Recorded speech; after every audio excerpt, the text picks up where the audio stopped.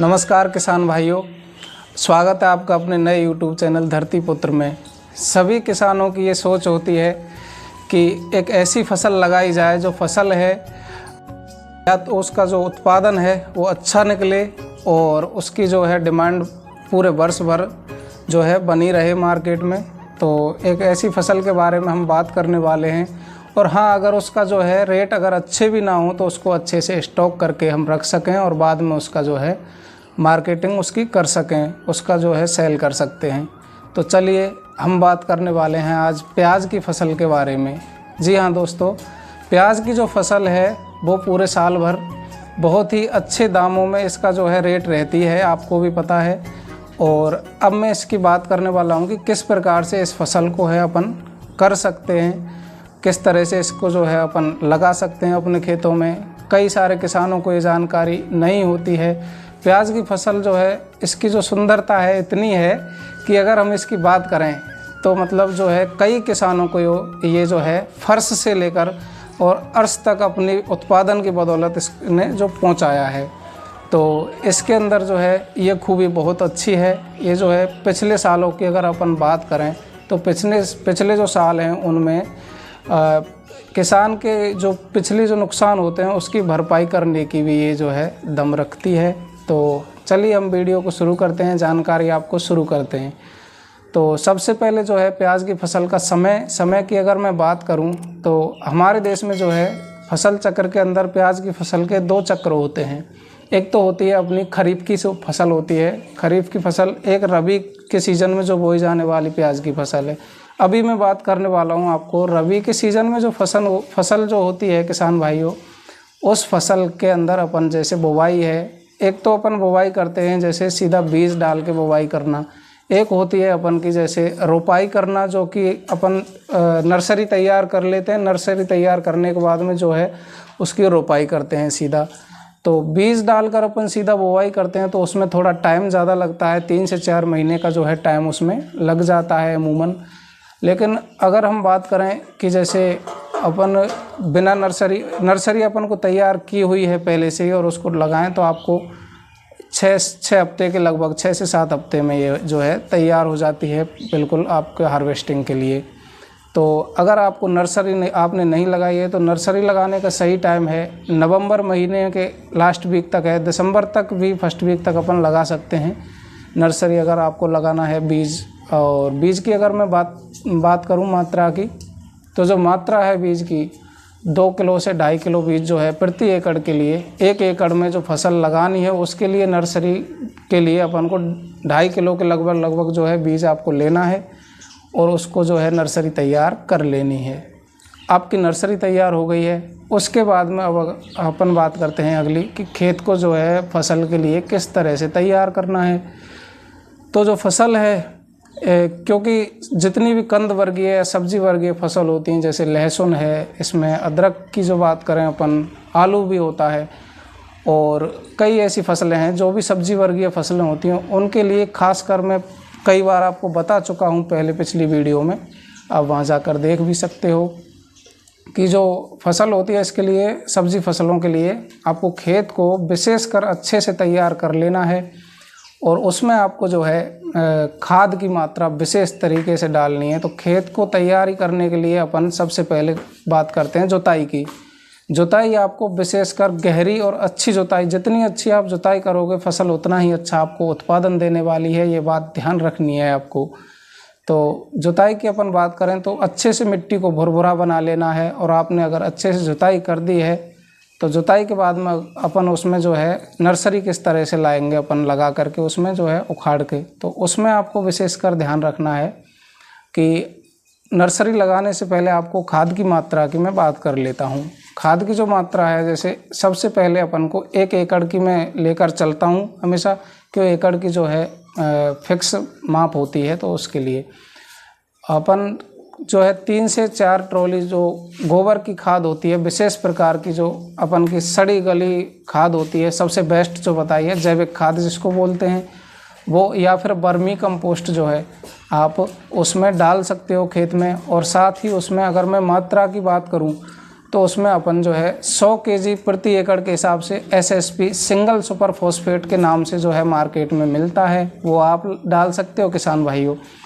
वो आपको डालना है। और उसमें आपको और मैं बात करूं किस चीज़ की आवश्यकता पड़ेगी, तो इसमें 60 केजी जो है प्रति एकड़ के हिसाब से आपको DAP डालना होता है। और उसके बाद में अगर अपन बात करें तो 50 केजी जो है MOP होता है, मार्केट में मिलता है, वो आपको डाल लेना है प्रति एकड़ की जो मैं बात कर रहा हूँ।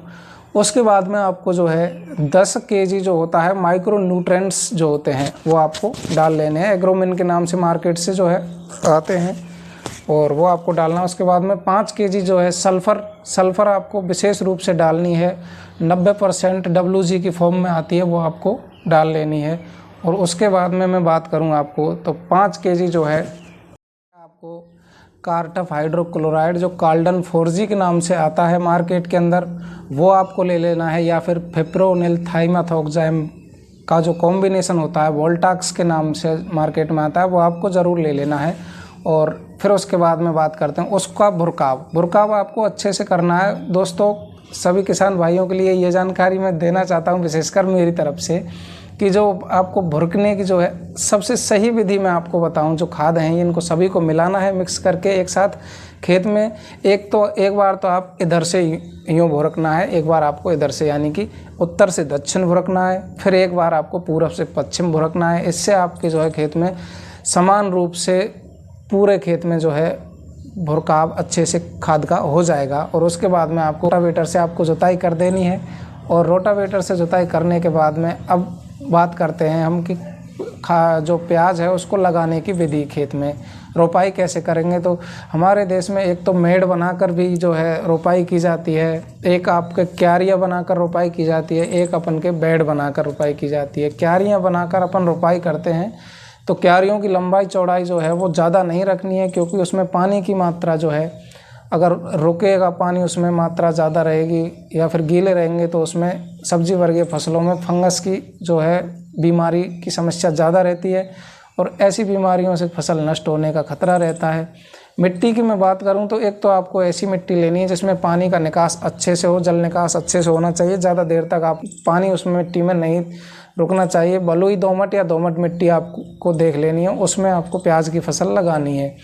अब मैं बात करूं कि अपन जैसे नर्सरी को लेकर आते हैं तो उसको उखाड़ करके लाते हैं। अगर उसमें जैसे प्याज के पत्तों की ऊपर संख्या अगर ज़्यादा लंबी हो गई है तो उसको आप ऊपर से काट भी सकते हो, काट के उसको छोटा कर लेंगे पत्तों को।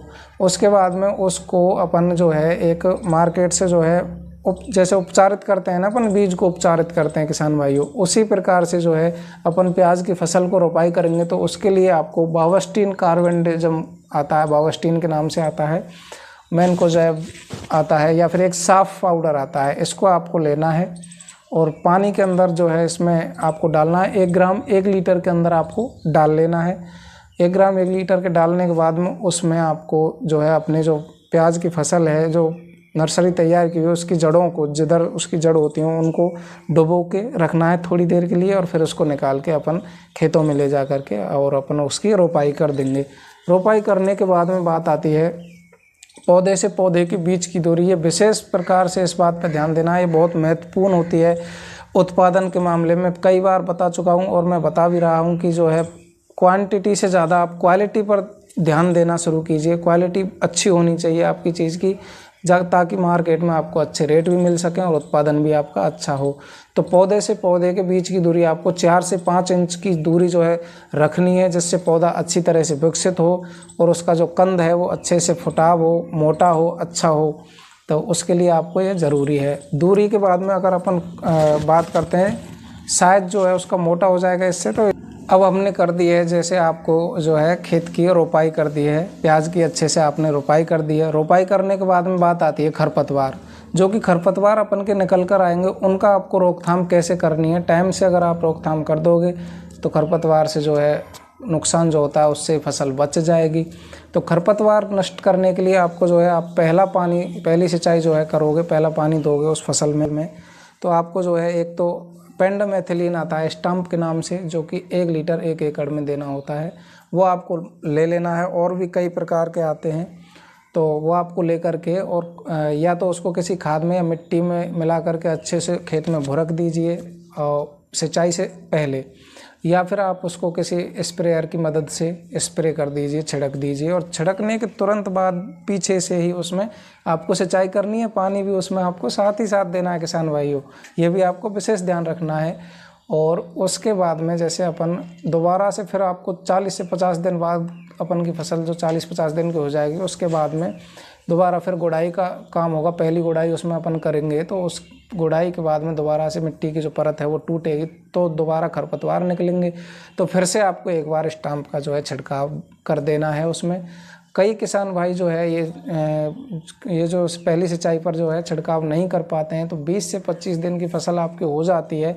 उसके बाद में आपको 2 तरह के, जब क्योंकि खरपतवार निकल आते हैं सिंचाई के बाद में, तो 2 तरह की आपको जो है खरपतवार नाशी आती हैं। एक तो चौड़ी पत्ती के लिए और एक जो है सकरी पत्ती के लिए आपको आता है, तो गोल के नाम से आता है, और एक टर्गा के नाम से जो है मार्केट से टर्गा सुपर सकरी पत्ती के लिए आता है।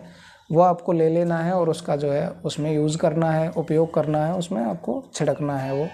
तो उसके बाद में दूसरी सिंचाई का जो काम पड़ेगा, तो दूसरी सिंचाई अपन की पहली सिंचाई से 3 या 4 दिन बाद में हल्की सिंचाई करनी है। पहली सिंचाई जो है 7 से 8 दिन बाद या 10 दिन बाद आपको करते रहनी है, लेकिन उसके बाद में आपको जो है हल्की सिंचाई 3 से 4 दिन बाद करनी है। उसके बाद में फिर आपको मौसम के हिसाब से सिंचाई करनी है। मौसम आपका खुला मौसम हो जाए, आपके फसल को जो है, आपका खेत जो है भुरभुरा हो जाए और आपको फसल को जो है पानी की मात्रा की ज़रूरत हो, तब आपको जो है वो सिंचाई कर देनी है। तो धन्यवाद किसान भाइयों, ये थी आज की कुछ जानकारी। आपको हमारी जानकारी कैसी लगी कमेंट सेक्शन में ज़रूर बता कर जाएँ, अपनी राय ज़रूर दें। और अगर आपको हमारी वीडियो अच्छी लगी हो तो वीडियो को लाइक करें, वीडियो को ज़्यादा से ज़्यादा किसान भाइयों तक पहुँचाएँ, इसको शेयर करें भाइयों, ताकि सभी किसान इस फसल को कर सकें, इसके बारे में जान सकें। और हमारे चैनल पर नए हो या अभी तक चैनल सब्सक्राइब नहीं किया है तो चैनल को सब्सक्राइब अवश्य कर लें। जय जवान जय किसान।